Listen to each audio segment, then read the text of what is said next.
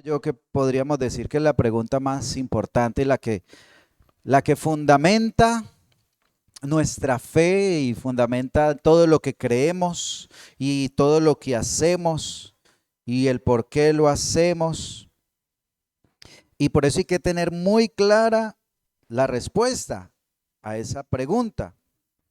Y es lo que dice Mateo capítulo 16, versículo 15. Es allí el Señor Jesús hablando con los discípulos y les hace una pregunta que yo sé que ustedes han escuchado muchas veces.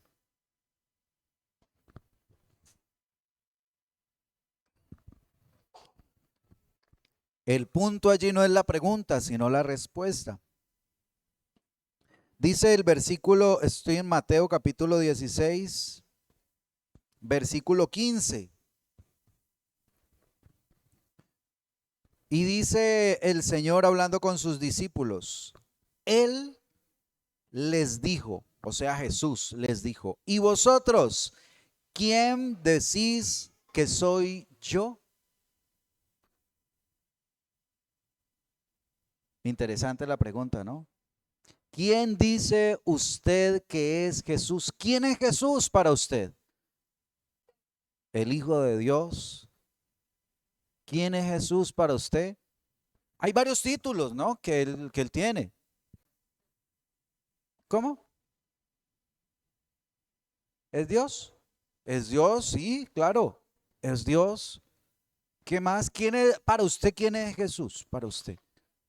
El Salvador. Amén. El Salvador. El camino, la verdad y la vida. Y nadie viene al Padre sino por Él. Amén. Esta pregunta, quiero decirle que de lo que usted piense de esto, o sea, su respuesta, pero no su respuesta de labios, sino lo que hay en su corazón o en el corazón de cada persona, dependerá su eternidad. Dependerá su eternidad. Para esa persona, ¿quién es Jesús? Allí está el meollo del asunto. Y eso va a mostrar muchas cosas. Va a mostrar su manera de pensar, su manera de actuar, en qué está su confianza, de acuerdo a la respuesta que tenga a esa pregunta. Para esa persona, ¿quién es Jesús? Por eso hoy vamos a hablar, ¿quién es realmente Jesús? Mire, para los ateos es un mito, es un cuento de hadas que se inventó alguien por allá para enredar a las personas. Para algunas religiones orientales es un gran maestro. Jesús, el gran maestro, qué bonito, un gran maestro. Para otros es un profeta. Otras religiones, otras personas piensan de Jesús como el profeta o un profeta. Para los judíos es un falso Mesías. Eso dicen los judíos, que es un falso Mesías, que él no es el Mesías de los judíos.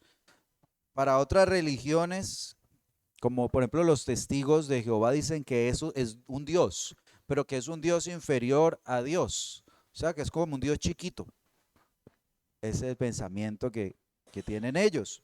Y así, cada grupo, muchas personas pues tienen su manera de cómo conciben a Jesús, lo que piensan acerca de Jesús.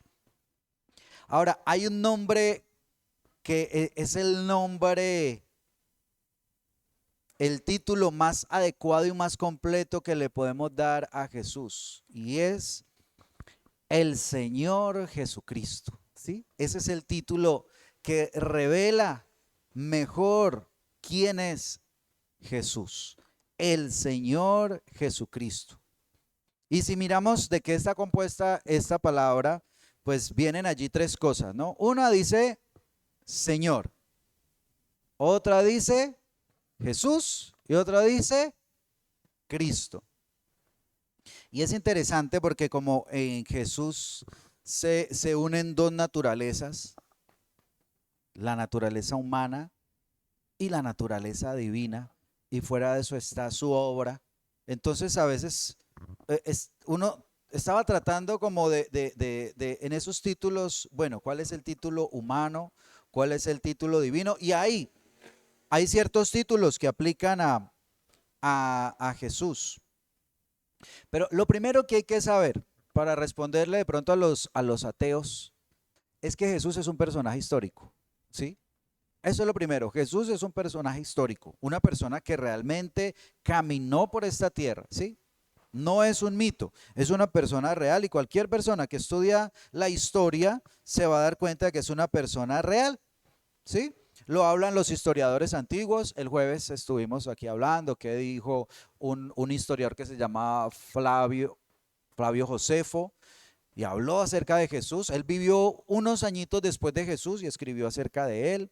Otro que se llamaba Tácito, otro que se llamaba Suetonio. Bueno, varios historiadores que hablaron de él. El Talmud.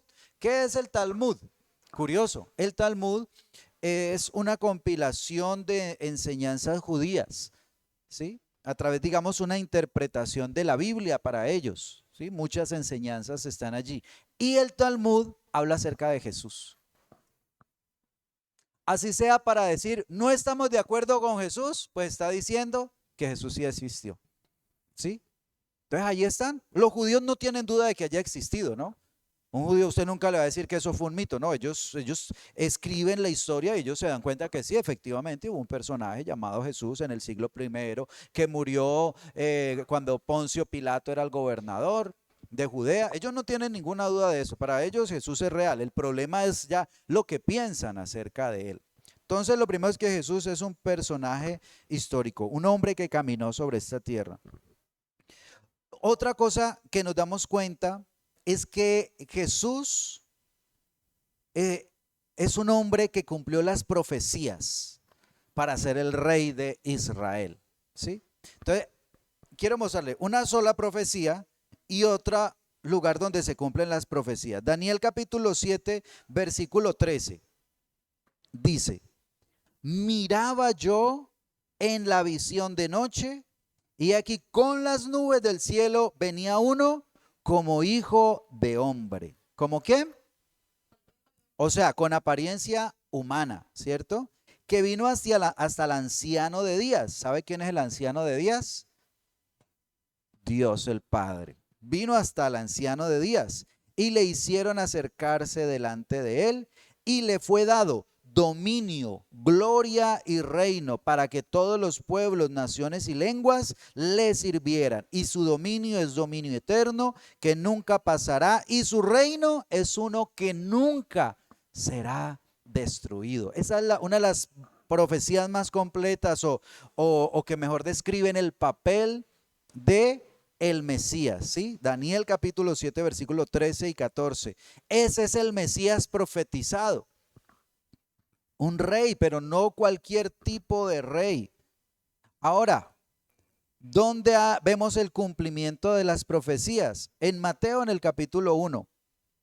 Allí están cumplidas por lo menos las más importantes de lo que es ese Mesías prometido, ese rey. Ahora, estamos hablando de su humanidad, ¿sí? Estamos hablando aquí de Cristo, estamos hablando aquí de Jesús, pero en su humanidad. Y lo que se cumplió en él para que él fuera ese Mesías o ese Cristo. Mateo 1:1, mire lo que dice. Libro de la genealogía, ¿de quién? De Jesucristo. ¿Hijo de quién? Hijo de Abraham. O sea que Jesús, ¿por qué escriben aquí una genealogía? Porque él es un rey y hay que saber su genealogía, de dónde viene el rey. Y para ser rey, los reyes no son como los emperadores. Un emperador es una persona con mucho poder que empieza a tomar territorios, ¿cierto? Un rey no. Un rey tiene una ascendencia, ¿sí? Viene de un linaje especial para poder ser rey. Y entonces, ¿cuál es el rey que se le dio la promesa de que de la descendencia de él vendría el Mesías?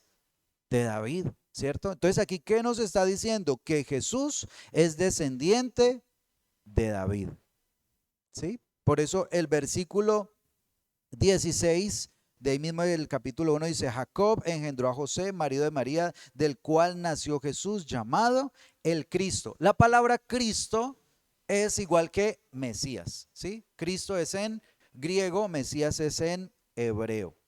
Muy bien, en el versículo 23, ahí mismo en el capítulo 1 dice, he aquí, una virgen concebirá y dará a luz un hijo y llamará su nombre Emmanuel, que traducido es Dios por nosotros. Bueno, desde el 22 no lo leí, pero dice, todo esto aconteció para que se cumpliese lo dicho por medio del profeta cuando dijo, he aquí una virgen concebirá y dará a luz un hijo y pondrá su nombre Emmanuel. Esa profecía está en Isaías 7:14, ¿no? También eso lo leímos acá en el estudio que estamos haciendo los jueves. Ahí está, o sea, el Mesías tenía que nacer de una virgen, ¿sí? Y efectivamente fue lo que pasó con Jesús. Y la otra profecía en el capítulo 2, versículo 1, mire lo que dice. Cuando Jesús nació, ¿en dónde nació? En Belén de Judea, en días del rey Herodes, vinieron del oriente a Jerusalén unos magos diciendo, ¿dónde está? ¿Quién? El rey de los judíos que ha nacido, porque su estrella hemos visto en el oriente y venimos a adorarle. Y oyendo esto, el rey Herodes se turbó y toda Jerusalén con él. Claro, porque él era el rey. ¿Y cómo así que hay otro rey? ¿Cómo así que llegó? No, pues claro, se preocupó. Le iban a quitar su trono. Y convocados todos los principales sacerdotes y los escribas del pueblo, les preguntó dónde había de nacer el Cristo. Y ellos dijeron, en Belén de Judea, porque está escrito por el profeta, tú, Belén, de la tierra de Judá, no eres la más pequeña entre los príncipes de Judá, porque de ti saldrá un guiador que apacentará a mi pueblo Israel. Eso está en Miqueas capítulo 5 versículo 2. Entonces ahí vemos tres profecías que se cumplen en Jesús, solamente en Jesús, que venía de la descendencia real de David, que nació de una virgen y que había nacido en Belén, ¿sí? En Jesús se cumplieron esas profecías. Las profecías del Mesías fueron cumplidas en Jesús. Entonces vemos que Jesús es el rey de Israel. Amén. Es el rey de Israel y no solamente el rey de Israel. Veíamos que la profecía decía que era el rey sobre todas las naciones, sobre toda lengua, sobre todo pueblo, sobre todo imperio. Él es el rey. Amén. Entonces ahí vemos que Él es el Cristo. Ahora, también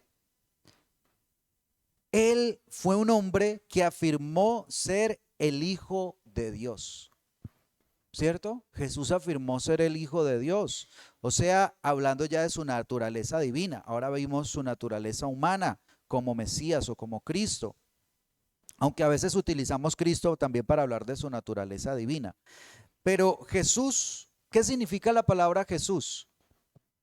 Dios es salvación.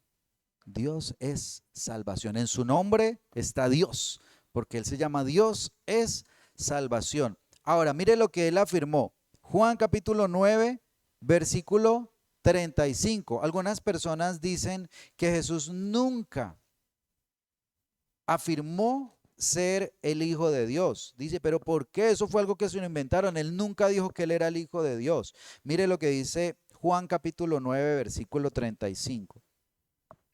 Oyó Jesús que le habían expulsado a un hombre que él había sanado, para poner en contexto, él sanó a un hombre de ceguera y a ese hombre lo expulsaron porque él se puso a hablar de quién lo había sanado, que había sido Jesús. Entonces Jesús se encuentra a este hombre, dice, oyó Jesús que habían expulsado y hallándole dijo, ¿crees tú en el Hijo de Dios?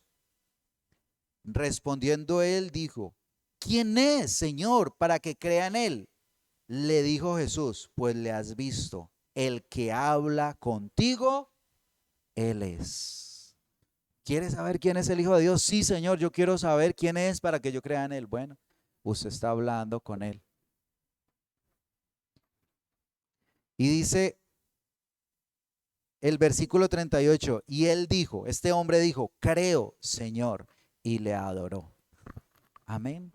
Allí creo que más claro no puede estar que Jesús mismo afirmó, él dijo que él era el Hijo de Dios. Ahora, cuando habla del Hijo de Dios, no habla de un hijo de Dios, como los muchos hijos de Dios, no. El Hijo de Dios con la misma naturaleza de Dios, con la misma esencia de Dios. O sea, Él es Dios. Amén. Jesús es Dios. Dígale que está a su lado, Jesús es Dios. Tiene la misma naturaleza. Y en Mateo capítulo 3, versículo 17, que ustedes ya lo conocen, dice, esto es en el bautizo de Jesús, dice, hubo una voz en los cielos que decía, este es mi Hijo amado en quien tengo complacencia. O sea, el mismo Padre Celestial, porque también uno puede decir muchas cosas, pero pues habría que confirmarlo, ¿cierto? Ahora Jesús dijo, yo soy el Hijo de Dios, y el Padre dijo, este es mi Hijo amado, en él tengo mi complacencia.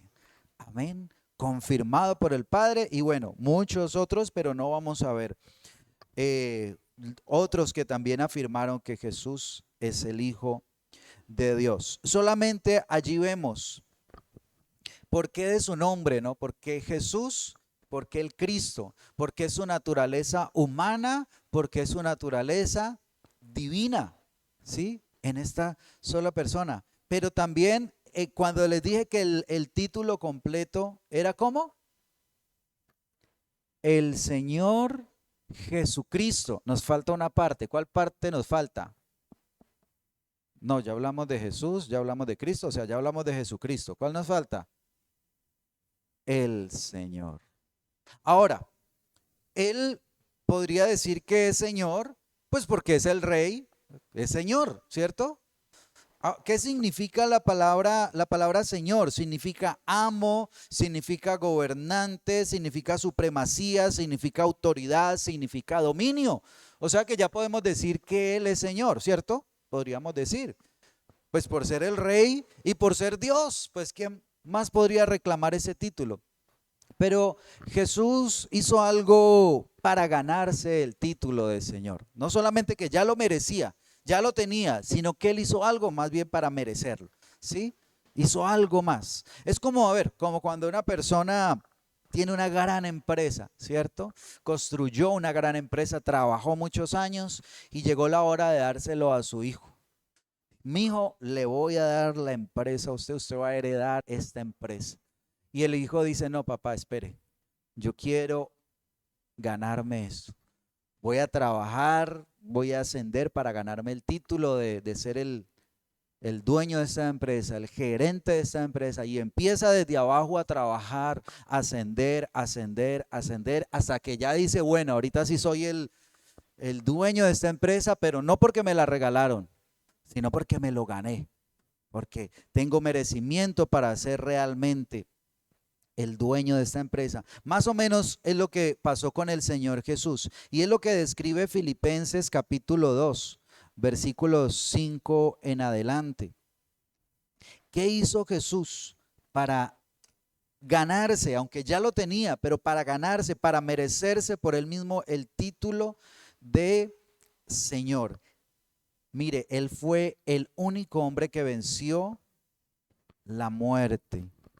Dice la palabra del Señor 2:5, haya pues en vosotros, está hablando el apóstol Pablo con la iglesia de los filipenses, ¿no? Y le dice que en ustedes haya ese mismo sentir que hubo también en Cristo Jesús, el cual siendo en forma de Dios, o sea, siendo Dios en su esencia, no estimó el ser igual a Dios como cosa a que aferrarse, sino que se despojó a sí mismo de su deidad, de su grandeza, de su gloria, tomando forma de siervo, no solamente de hombre, sino de siervo, de esclavo, hecho semejante a los hombres, y estando en la condición de hombre, se humilló a sí mismo, haciéndose obediente hasta ¿qué? Hasta la muerte, y no solamente cualquier muerte, muerte de cruz. Por lo cual Mire, cuando hizo eso dice que por lo cual Dios también lo exaltó hasta lo sumo y le dio un nombre que es sobre todo nombre, para que en el nombre de Jesús se doble toda rodilla de los que están en los cielos y en la tierra y debajo de la tierra, y toda lengua confiese que Jesucristo es el Señor, para la gloria de Dios Padre. Amén. Él es el Señor.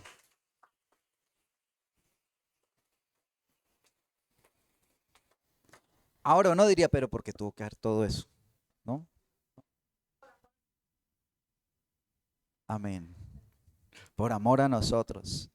Porque es que lo que él hizo, aquí narra y dice solamente muerte y muerte de cruz. Pero ¿cómo fue la muerte de cruz? Porque uno dijera, no, lo que pasa es que lo colgaron allí, murió y ya. No, eso fue un proceso tremendo. ¿Cierto? Todo lo que pasó él, ustedes recuerdan las características de la crucifixión, que precisamente eran uno de los métodos más despiadados que usaban los romanos. Hacía poco ellos habían adoptado esta forma de tortura y era especialmente para los peores criminales, no era para cualquiera. Los peores criminales eran los que colgaban en esa cruz. Y el castigo empezó con el látigo, ¿no? Que flagelaron su espalda, que había un poste, ¿ustedes recuerdan esto? Un poste, 60 centímetros, amarran a la persona allí, a ese poste, y queda su espalda descubierta y cogen unos látigos, el flagelo, y este dice que tiene seis, eh, seis puntas, ¿no? 6 puntas tiene allí este látigo, eh, y cada punta venía incrustado con pedacitos de hueso, de metal, de clavos, bolitas de acero, y entonces cada que le daban un golpe, pues no le estaban dando un golpe, le estaban dando 6. Y cada golpe, pues no solamente lastimaba su cuerpo, sino que además lo rasgaba, y aún con esas partes desgarraba parte de su cuerpo. El castigo debían ser 39 azotes, ¿no?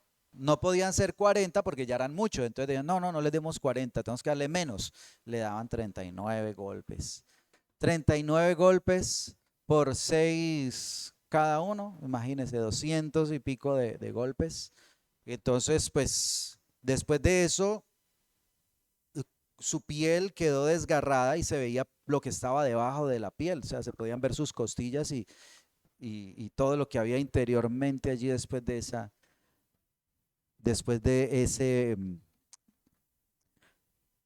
ese castigo. Y obviamente quedaba la persona desangrándose, quedaba, mejor dicho, en shock después de una tortura de estas. Pero sabe que Isaías narra esta parte de la vida de Jesús, de la vida del Mesías, que parece que es la que no han leído nuestros amigos judíos. Dice en Isaías 53, versículo 7. Ahí está toda la narración de lo que, bueno, muchas de las cosas pasó Jesús en la cruz. Pero dice el versículo 7, angustiado él y afligido, no abrió su boca. Como cordero fue llevado al matadero y como oveja delante de sus trasquiladores, enmudeció y no abrió su boca. Por amor a usted y a mí, él no abrió su boca. Él allí calladamente, o sea, a mí me pegan nomás, ¿a cuánto le pegaron correazo cuando estaban pequeños? Yo gritaba que ¡ah! Y eso salía corriendo. Ay, eso como que lo estuvieran a uno acabando, ¿no? Tremendo. Pero dice aquí que Jesús por amor a nosotros cayó, enmudeció. Soportó todo por amor a nosotros.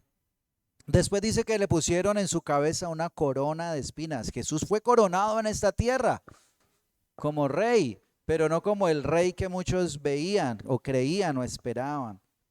Fue con una corona de espinas, una corona de dolor por nosotros. Él se hizo rey, se ganó su título con sufrimiento, con gotas de sangre. Esa corona tenía unas espinas de varios centímetros de largo que se incrustaban en su carne, en su cráneo. Después de eso, él tuvo que cargar la cruz. Se dice que lo que llevaba era el palo transversal, que pesaba casi unos 50 kilos, y tenía que llevarlo por 1,5 kilómetros. Hoy lo sabemos porque se sabe dónde es el lugar de su ejecución, y pues obviamente se puede observar dónde queda el monte Gólgota o el monte Calavera, y está más o menos 1,5 kilómetros. Los que tengan la oportunidad de ir a Jerusalén, pues inclusive van a conocer las calles por las que caminó Jesús. Ahí está descrito cuál es el camino para llegar allí, a ese lugar que quedaba a las afueras de la ciudad. Y él, Señor Jesús, cargó su cruz. Él llevó esa carga pensando en cada uno de nosotros. Amén. Después llegó el momento de la crucifixión, que para muchos pues dice que era una de las muertes más dolorosas, y el objetivo era producir una muerte lenta, porque había otra muerte, ¿no? Que lo decapitaran, pero ¿cuánto se demora sufriendo? Lo que se demore bajando, ya, listo. No, la crucifixión era estar allí sostenido con unos clavos que medían como unos 12 centímetros más o menos, ya entre 13 y 18 centímetros. Ya uno con eso queda, si usted dice, venga que lo vamos a castigar, le vamos a clavar un clavo en la mano, ya usted con eso queda con suficiente castigo, creo yo, ¿no? Pero no, clavaron sus dos manos, clavaron sus dos pies, y no tenía sino una pequeña parte donde sostenerse. Entonces todo su cuerpo quedaba sostenido de esas puntillas. Y entonces dice, no, no nos sostengamos en las manos, sostengámonos en los pies. Pero pues también tenía ese dolor en los pies, entonces era un dolor insoportable. ¿Y cuál era el objetivo de tener los brazos extendidos? Era que se ahogara, ¿sí?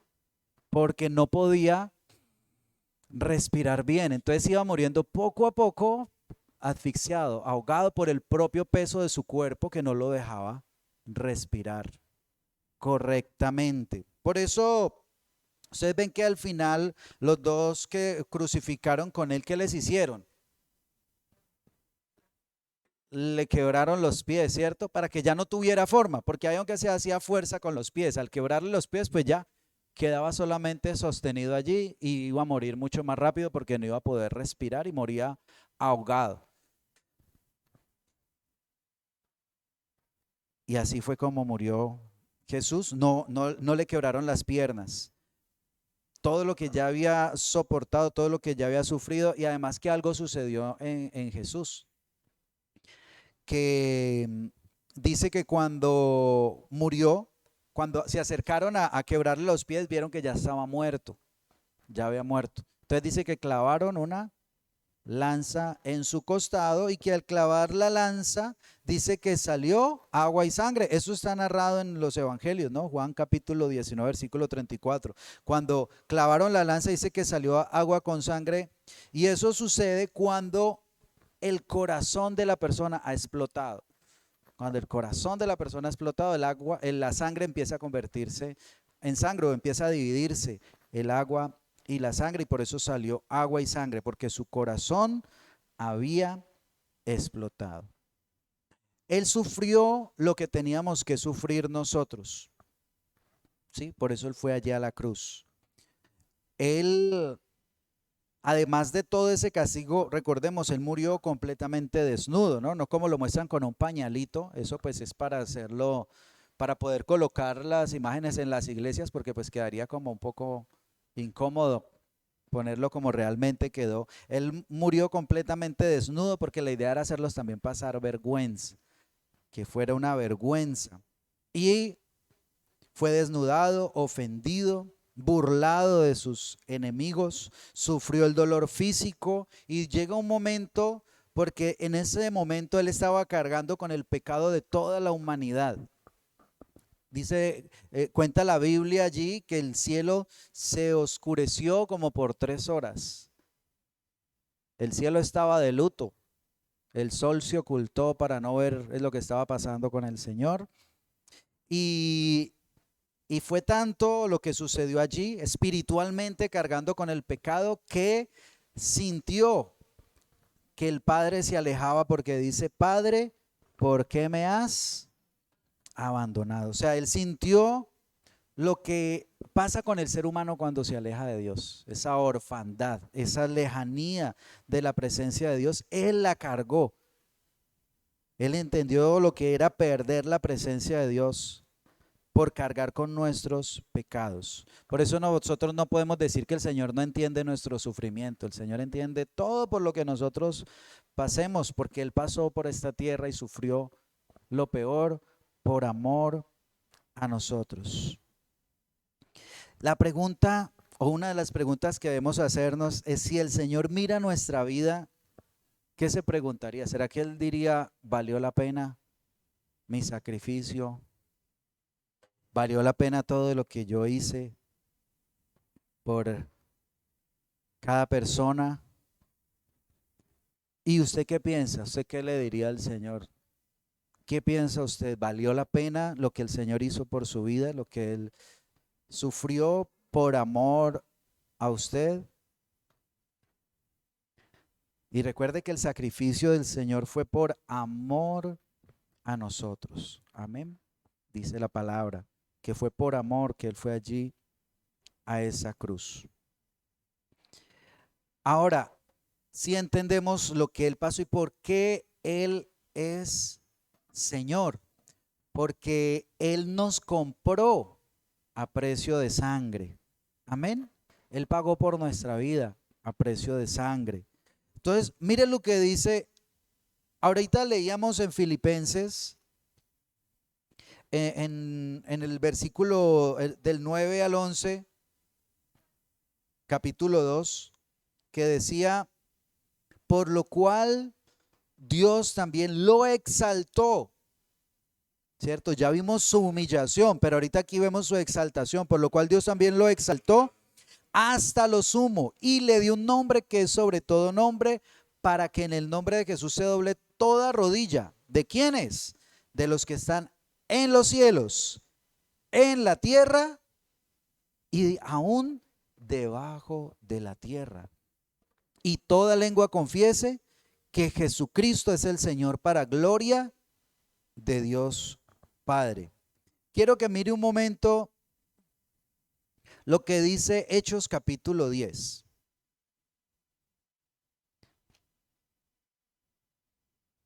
En el versículo 42, bueno, voy a leer el 36 primero. Mire lo que dice el 36. Hechos capítulo 10, versículo 36. Dice: Dios envió mensaje a los hijos de Israel, anunciando el evangelio de la paz por medio de Jesucristo. Este es el Señor de todos. Cuando Pedro está hablando esto aquí, ¿Jesús ya había sido crucificado y ya había resucitado?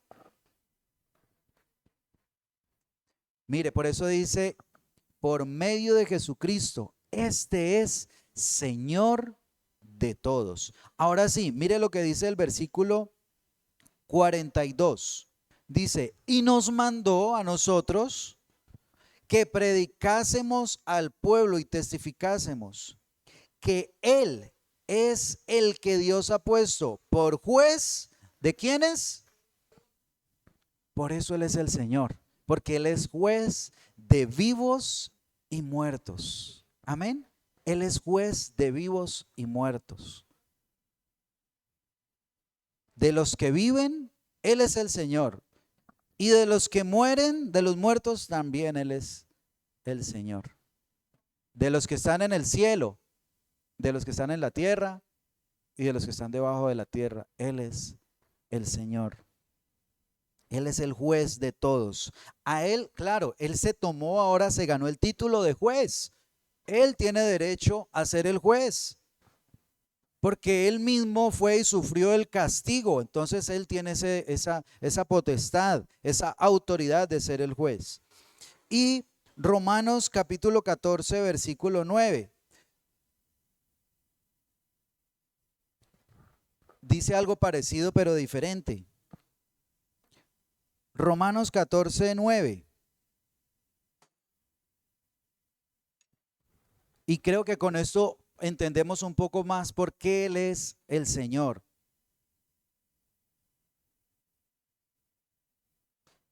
Dice el 9 de Romanos 14, porque Cristo para esto murió y ¿qué más?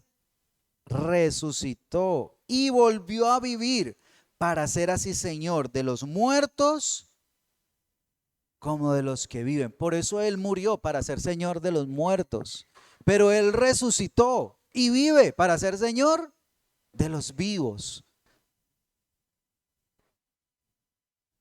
Por eso aquí lo que dice es bien interesante, ¿no? Versículo 8, atrasito dice, pues si vivimos, para el Señor vivimos, y si morimos, para el Señor morimos. Así pues, sea que vivamos o que muramos, del Señor somos. O sea, mire, en esta vida, en este mundo, su vida le pertenece ¿a quién? Al Señor Jesucristo. Y si usted muere, ¿a quién le pertenece esa vida? Al Señor Jesucristo. Eso nos dice que nosotros aquí en esta vida debemos someternos al señorío de Cristo. Amén. Nuestra misión dice, con Jesucristo como absoluto Señor de nuestras vidas, dice nuestra misión, ¿cierto? Con Jesucristo como absoluto Señor de nuestras vidas. O sea que mientras estemos vivos debemos someternos a Él. Lo que Él diga, porque Él es nuestro Señor. ¿Pero por qué es nuestro Señor? Porque Él pagó por nosotros. Claro que Él nos da libre albedrío, ¿no? Usted puede decir, no, yo no quiero que Él sea el Señor y yo quiero vivir mi vida y quiero hacer lo que yo quiera. Pero sepa que igualmente Él es el juez también. Y a Él va a tener uno que rendirle cuentas, ¿cierto? Pero lo bonito no es solamente que en esta vida vivimos para Él, sino que muertos también le pertenecemos a Él. Así que cuando muramos y de pronto llega alguien por allá a reclamarlo con cacho y cola, venga que este me pertenece. ¿Sabe qué va a pasar? El Señor le dice, no Señor, yo pagué por Él. Él me pertenece y Él va a estar conmigo por la eternidad. Amén. ¿Cuántos se alegran de eso? Amén. Dele ese aplauso al Señor. Le pertenecemos al Señor. Vivos o muertos, le pertenecemos al Señor. Amén. Por eso está nuestra respuesta ahora. Ya sabemos lo que el Señor hizo. Ahora nosotros, ¿cómo le vamos a responder al Señor? Jesús. ¿Él es mi Señor o usted tiene otro Señor? Y si dice, no, es que yo me mando. Es que eso es tremendo, ¿no? Uno someterse al señorío de otra persona es duro. Pero ahí está. Si yo voy a dejar que Cristo sea mi Señor, piense por un momento. ¿Jesucristo es su Señor? ¿Usted tiene otro Señor? No me responda, ¿no? Piense por un momento. Su forma de vivir, las decisiones que usted toma, ¿está demostrando que Jesús es su Señor o que tiene otro Señor?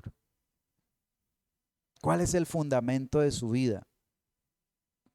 Y yo le digo algo, cuando usted pone su fe en Jesús,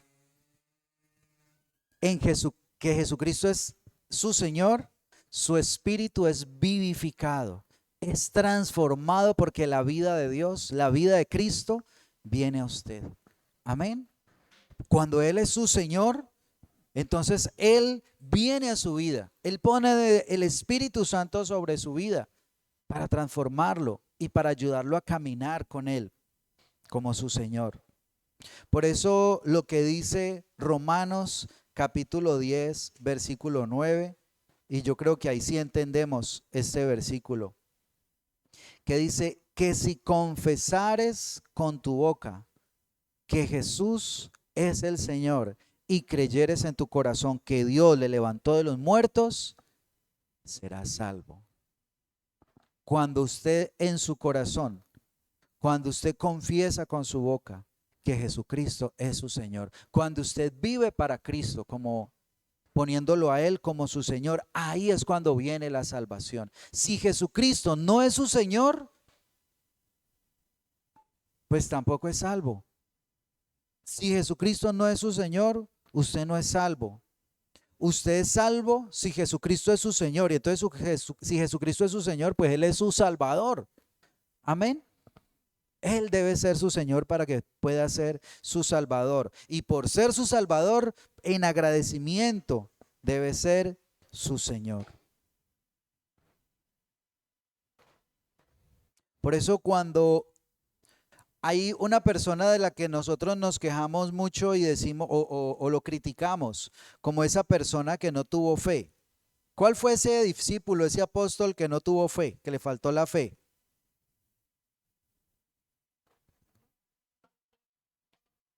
¿Sí se acuerda? No, ese estaba perdido, ese sí, con ese estaba grave. Pero hubo uno que dijo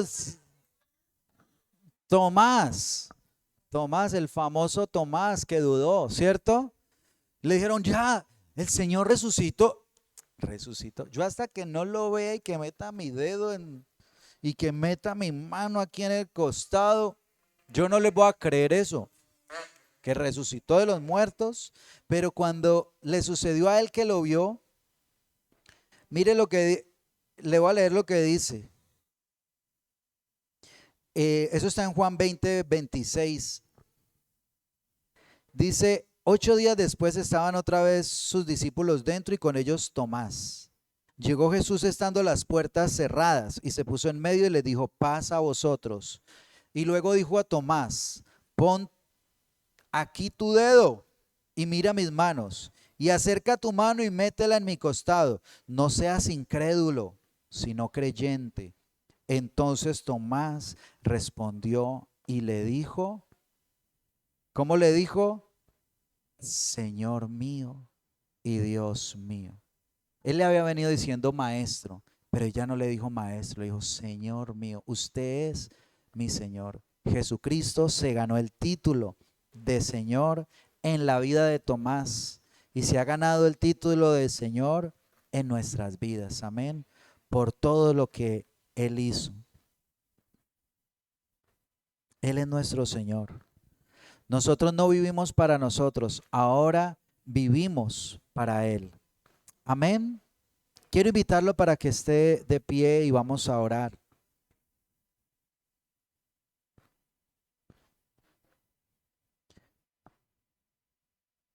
En el antiguo Israel había una costumbre o había algo que se llamaba la redención, que no es más que cuando una persona tenía una deuda con otro y era esclavo, cuando llegaba una persona y pagaba por su rescate,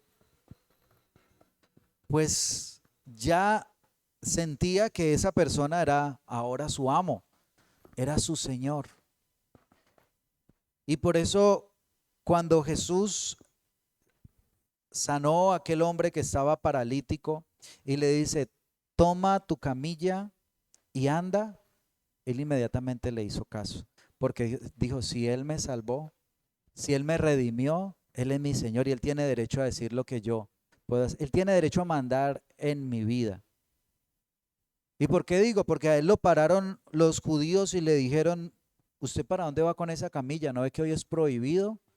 Y digo, pues yo no sé, pero el que a mí me sanó me dijo que cargara mi camilla y yo le hago caso a Él, porque fue que me redimió. Amén.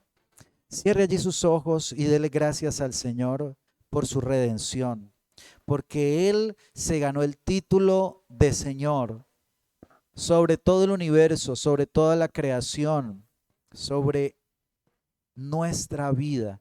Eres el Señor, porque Él fue allí a la cruz, pensando en usted y pensando en mí. Él fue pensando en esa deuda que usted y yo tenemos de pecados, porque teníamos una deuda con el Padre, pero Jesús fue a esa cruz por nosotros, fue a pagar por nuestros pecados con su sufrimiento, con su cuerpo, con su sangre. derramándola en esa cruz para ganarse el título de Señor, pero no porque Él quiso exigirnos, sino por amor. Por amor, Él quiso ser nuestro Señor y que lo sigamos por amor y que le amemos porque Él nos amó primero. Gracias, Señor, te damos. Señor, y necesito, Señor, entender esto y necesito reconocerlo en mi vida, Señor, porque tu palabra dice, Señor, que si confesamos con nuestra boca que Jesucristo es el Señor, si creemos en nuestro corazón que Dios le levantó de los muertos, seremos salvos. Señor, debemos reconocer hoy que Jesucristo es el Señor. Y eso ya lo debe hacer usted con sus labios. Debe reconocerlo a Jesús como Señor. Debe usted decirle a Él si lo reconoce como Señor. Dígale en esta mañana si usted lo reconoce como Señor. Si usted puede decirle, tú eres el Señor de mi vida. Tú eres el amo de mi vida. Tú eres el que tiene la autoridad sobre mi vida. Tú eres mi Señor. Tú eres el amo de mi vida. Tú eres el que gobierna mi vida. Tú eres el Señor. Tú eres el supremo. Tú eres la autoridad. Tú eres el que tiene el dominio. El poder, la gloria y la honra te pertenecen solo a ti, Señor, porque solo tú venciste la muerte, porque tú fuiste a esa cruz, Señor, derramaste tu sangre, Señor, pero no te quedaste allí, Señor. Tú resucitaste y hoy vives para ser Señor de los vivos y de los muertos, para ser el juez de todos, Señor. Tú tienes la autoridad, Señor. Por eso solo tú eres Salvador, Señor. Por eso en ti, Señor, en ti está la salvación. Nadie más puede salvar, porque solo tú pagaste por el pecado, Señor. Pero solo tú te levantaste de la muerte, Señor. Tú pagaste por nuestra deuda, Señor. Por eso hoy reconozco que tú eres Señor. Reconozco que tú eres Señor. Reconozco que tú eres el Señor Jesucristo, el Señor de mi vida. Dígale, Señor, te recibo como mi Señor, te recibo como mi Señor. Dios, solo en ti está la salvación. Solo en ti está la salvación, Señor. Solo cuando te reconozco como mi Señor, viene a mi vida la salvación. Y hoy, Señor, confiamos en eso, Señor. Confiamos de que solo tú puedes salvarnos. Señor, hoy, Dios, quizás debemos reconocer, Señor, nuestras fallas. Quizás hoy debemos nuevamente entregarte nuestros pecados, Señor. Quizás hoy nuevamente debemos rendirnos ante ti, Señor, y pedirte, Señor, que nos limpies con tu sangre preciosa, que nos perdones de todo pecado, Señor. Te recibimos como el Señor de nuestras vidas. Nos sometemos a tu señorío. Dígale, Señor, me someto a tu señorío. Y yo sé que hay cosas en su vida donde usted tiene que tomar decisiones. Si el Señor va a ser su Salvador, su Señor, el amo de su vida, o si usted va a seguir tomando decisiones de acuerdo a su propio criterio. Hay cosas que el Señor está pidiendo en nuestras vidas. Señor, aquí estamos delante de ti. Todo lo soportaste por nuestra salvación, por amor, para ser nuestro Señor. Y te ganaste ese título, Señor, con tu sufrimiento, con la entrega en tu cruz y con tu resurrección, Señor. Gracias por haber cargado esa cruz con tu cuerpo herido, con esa corona de espinas, Señor, pero desfilaste, Señor. Desfilaste, Señor, como desfilan los reyes, Señor, pero no ibas directamente, Señor, a sentarte en un trono de hombres, hecho por mano de hombres. Tú fuiste desfilando para sentarte en el trono de gloria, a la diestra de Dios Padre. Y hoy allí gobiernas como Señor. Hoy allí gobiernas, Señor, con poder y con autoridad, Señor, sobre todos. Señor, por eso hoy entendemos lo que dice tu palabra, Señor. Por eso hoy entendemos, por lo cual Dios le exaltó hasta lo sumo y le dio un nombre que es sobre todo nombre, para que en el nombre de Jesús se doble toda rodilla de los que están en los cielos y en la tierra y debajo de la tierra, y toda lengua confiese que Jesucristo es el Señor, para gloria de Dios Padre. Amén y amén. Dele ese aplauso al Señor Jesucristo. Amén.